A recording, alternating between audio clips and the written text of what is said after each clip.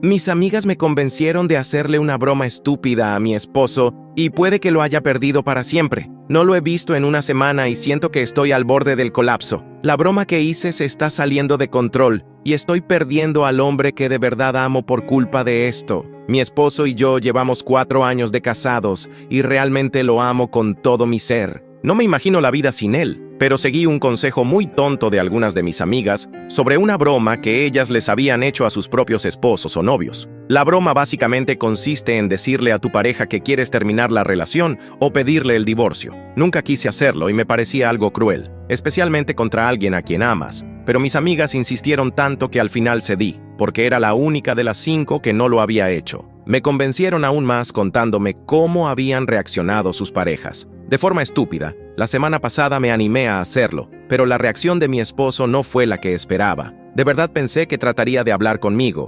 suplicarme o sugerir opciones como hicieron los esposos de mis amigas, pero no lo hizo. Estábamos cenando y viendo una película cuando le dije que ya no era feliz y que pensaba que debíamos divorciarnos. Él me miró por un par de segundos y juro que noté cómo algo se rompía en su mirada. Se levantó, fue a nuestra habitación y en unos 10 minutos salió con una maleta y se fue de la casa sin decirme una sola palabra. Traté de detenerlo, sobre todo cuando lo vi con su maleta lista, y le dije que solo era una broma, que no hablaba en serio, pero me ignoró y se marchó. He intentado contactarlo por mensajes, llamadas, correos electrónicos y videollamadas, pero no me responde en absoluto. Hablé con sus amigos, pero ninguno quiere decirme dónde está y, cuando contestan, no me dan información. Fui a su trabajo, pero no me permitieron entrar. Intenté comunicarme con sus padres, pero no quieren involucrarse, y lo mismo pasa con sus hermanos. El único mensaje que recibí fue de su hermana diciendo que broma o no, metí la pata. Le he mandado muchísimos mensajes explicando que solo era una broma e incluso le envié capturas de pantalla de mis conversaciones con mis amigas como prueba de que todo fue planeado y no estoy dando marcha atrás. Sin embargo, no obtengo ninguna respuesta. Mis amigas no saben qué aconsejarme y solo me dicen que le dé tiempo, que se le pasará. Todo se vino abajo ayer, cuando me llegaron los papeles del divorcio. Sentí como si alguien me abofeteara y siguiera golpeándome. Estoy sufriendo muchísimo. Intenté contactarlo desesperadamente, pero lo único que recibí de vuelta fue que no tiene nada que decirme y que hable con su abogado. ¿Cómo puedo recuperar al hombre que amo? No quiero perderlo. Hice una broma estúpida y ahora está destruyendo mi mundo. No habíamos tenido ningún problema que yo supiera. Estábamos riéndonos y pasándola bien durante el día, sin peleas ni distanciamiento. Hasta hace poco, todo parecía perfecto. Han pasado 3 semanas desde que mi esposo se fue y los papeles del divorcio siguen sobre la mesa de la cocina, intactos. No puedo firmarlos. Cada vez que lo intento, mis manos tiemblan y las lágrimas nublan mi visión. Esta mañana, sin embargo, algo cambió. Recibí un mensaje de Sara, la hermana menor de mi esposo.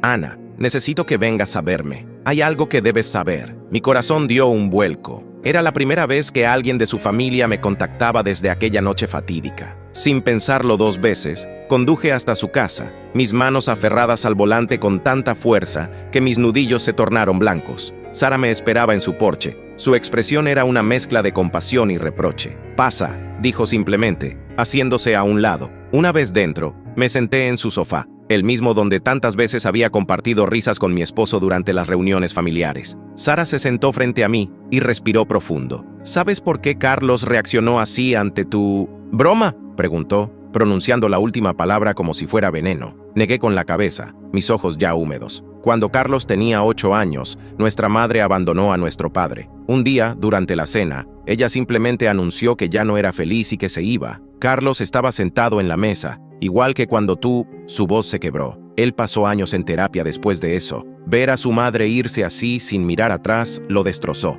La revelación me golpeó como un puñetazo en el estómago. Recordé la mirada de Carlos aquella noche, cómo algo se había roto en sus ojos. No era solo dolor lo que había visto, era un trauma resurgiendo. Pero eso no es todo, continuó Sara. La razón por la que te llamé es porque encontré esto. Me extendió un cuaderno desgastado. Es su diario de terapia de cuando era niño. Léelo, necesitas entender. Con manos temblorosas abrí el cuaderno. La letra infantil de Carlos llenaba las páginas, y cada palabra era como una puñalada en mi corazón. Querido diario, hoy le pregunté a papá si mamá se fue porque no fui un buen hijo. Él lloró y me abrazó muy fuerte. Dijo que no era mi culpa, pero ¿y si lo fue? ¿Y si no fui lo suficientemente bueno? Prometo que seré mejor. Tal vez así ella vuelva. Las lágrimas caían sobre las páginas amarillentas. Sara me observaba en silencio. La madre de Carlos nunca regresó, explicó suavemente. Él pasó años construyendo muros para protegerse y tú los derribaste todos. Eras la primera persona en quien confió completamente desde entonces. Me sentí enferma. Mis amigas y su estúpida broma. ¿Cómo pude ser tan insensible?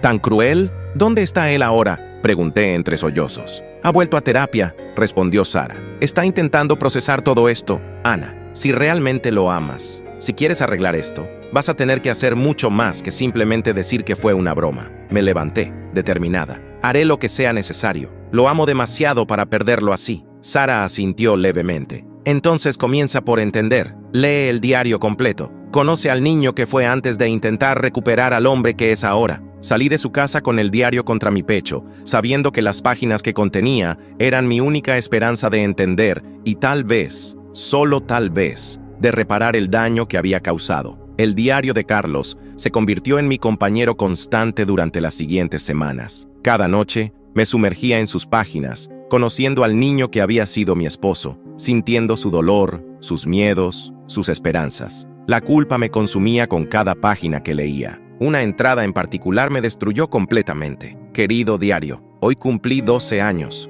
Papá organizó una fiesta pequeña, pero yo seguía mirando la puerta, esperando que mamá apareciera. No lo hizo. La terapeuta dice que debo dejar de esperar, que debo aceptar que ella eligió irse. Pero ¿cómo acepta un niño que su madre prefirió una vida sin él? Esa noche, lloré hasta quedarme sin lágrimas. Mientras tanto, mis supuestas amigas seguían enviándome mensajes, insistiendo en que Carlos estaba exagerando, que su reacción era desproporcionada. Las bloqueé a todas. No necesitaba más toxicidad en mi vida. Decidí escribirle una carta cada día, no para pedirle que volviera, sino para mostrarle que lo entendía, que me arrepentía profundamente. Las cartas se acumulaban en mi escritorio, ninguna enviada aún. No me sentía digna. Una tarde, mientras releía el diario por quinta vez, encontré una tarjeta doblada entre sus páginas. Era una postal que Carlos había escrito a su madre, pero nunca envió. Mamá, a veces me pregunto si piensas en mí, si te arrepientes. Papá dice que algún día entenderé que los adultos cometen errores, pero creo que hay errores que no tienen perdón.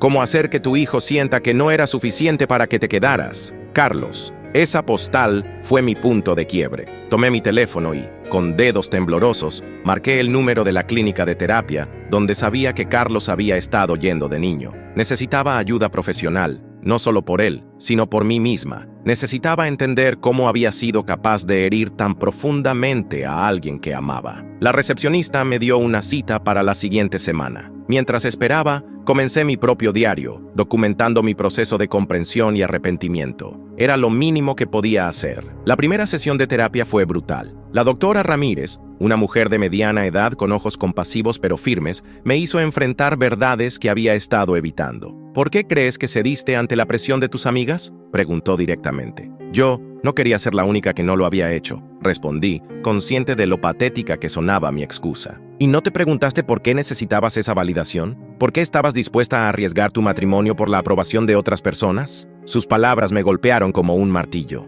Durante las siguientes sesiones, comenzamos a desentrañar mis propios problemas de autoestima y necesidad de aprobación. Resultó que yo también tenía heridas que necesitaban sanar. Mientras tanto, seguía escribiendo en mi diario y cartas a Carlos. Una noche, después de una sesión particularmente intensa, escribí: Querido Carlos, hoy entendí algo terrible. Mi necesidad de ser aceptada por otros me llevó a traicionar al único que siempre me aceptó tal como soy. La ironía me destroza. La terapeuta dice que necesito aprender a amarme a mí misma antes de poder reparar el daño que he causado. Tiene razón, pero eso no hace que duela menos tu ausencia. 2 meses después de iniciar terapia, Sara me llamó nuevamente. Carlos había leído algunas de mis cartas. Ella se las había estado haciendo llegar. Mi corazón se detuvo cuando me dijo que él quería verme. Nos encontramos en un café neutral, lejos de nuestra casa y de todos los lugares que frecuentábamos juntos. Cuando lo vi entrar, mi mundo se detuvo. Estaba más delgado,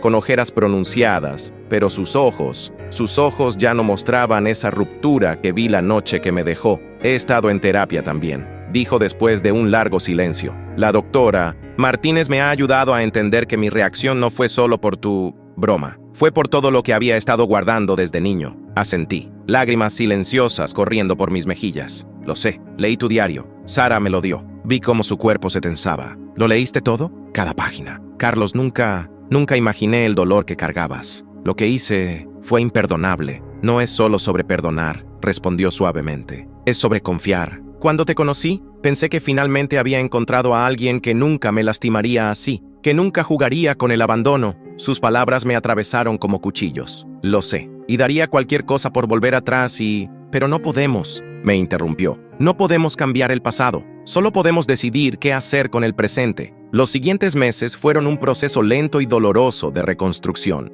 Carlos y yo comenzamos terapia de pareja, además de nuestras sesiones individuales. Poco a poco, fuimos desenterrando no solo su trauma, sino también los problemas que yo había estado ignorando en nuestra relación. ¿Por qué te juntas con personas que te presionan a hacer cosas que no quieres?, preguntó nuestro terapeuta en una sesión. Porque siempre he querido encajar, admití. Desde niña, siempre fui la rara, la que no tenía muchos amigos. Cuando estas chicas me aceptaron en su grupo, sacrificaste tu juicio moral por aceptación, completó Carlos, su voz mezclando comprensión y dolor. Trabajamos en establecer límites saludables, en comunicarnos mejor, en entender nuestros triggers y traumas. No fue fácil. Hubo días en que pensamos que no lo lograríamos, que el daño era demasiado profundo, pero también hubo avances. Como la noche en que Carlos me mostró una nueva entrada en su diario de terapia. Hoy entendí que el perdón no es olvidar, es elegir avanzar, es elegir sanar. Y tal vez, solo tal vez, estoy listo para intentarlo. Un año después de aquella noche fatídica, Carlos y yo estamos sentados en el porche de nuestra casa, viendo el atardecer. Los papeles del divorcio, nunca firmados, fueron quemados en una pequeña ceremonia que simbolizó nuestro compromiso de construir algo nuevo, algo más fuerte. ¿Sabes qué fue lo que realmente me hizo querer intentarlo de nuevo?, me pregunta, entrelazando sus dedos con los míos. ¿Qué? Ver cómo trabajaste en ti misma. No solo te disculpaste, realmente cambiaste. Cortaste lazos con esas amistades tóxicas, fuiste a terapia, enfrentaste tus propios demonios. Eso requiere valor. Apoyo mi cabeza en su hombro, agradecida por esta segunda oportunidad. Aprendí que el amor verdadero no es solo sobre los buenos momentos, es sobre crecer juntos, sanar juntos. Carlos asiente. Y sobre elegir quedarse, incluso cuando sería más fácil irse. Las palabras de su diario infantil aún resuenan en mi mente, pero ahora son parte de nuestra historia de sanación, no solo de dolor. Hemos aprendido que las heridas del pasado no definen nuestro futuro, pero sí nos enseñan a ser más fuertes, más compasivos, más conscientes.